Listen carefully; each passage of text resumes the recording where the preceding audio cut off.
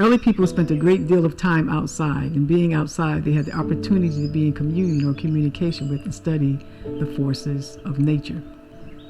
Some of the earliest people, particularly those who peopled the Nile and built the great Egyptian or Kemetic civilization, called these forces the Neters, and this might be where we get the word nature from, and of course others call them by different names depending on the culture. And as they observed and were in communion with the forces of nature, it began to reveal its mysteries and give them some clues about the nature of reality, or what is reality. They reasoned that since something can come from nothing, there must be a source from which everything comes from, and this is what we are calling God. They also reasoned that since something can only come from something that already exists, this source must have always existed and therefore must be eternal in nature.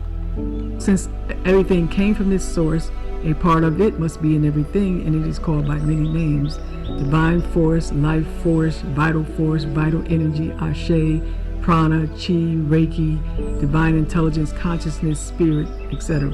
They observe that although things appear different, they are in reality different combinations of the same thing: earth, air, water, fire, essentially the elements, and spirit.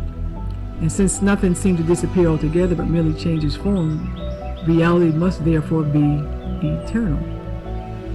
And since we came from this source, and a part of this source exists in us, and this source is eternal, and nothing disappears altogether but changes form, then there's a part of us that must be eternal. And this is what most people refer to as soul or spirit soul.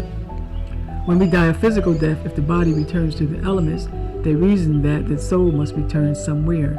And since most people throughout the world believed in that the soul recycles over and over, and essentially they believed in reincarnation, whether it's immediately or 1,000 years from now, that somewhere that we return to in the cosmology of most peoples throughout the world is God.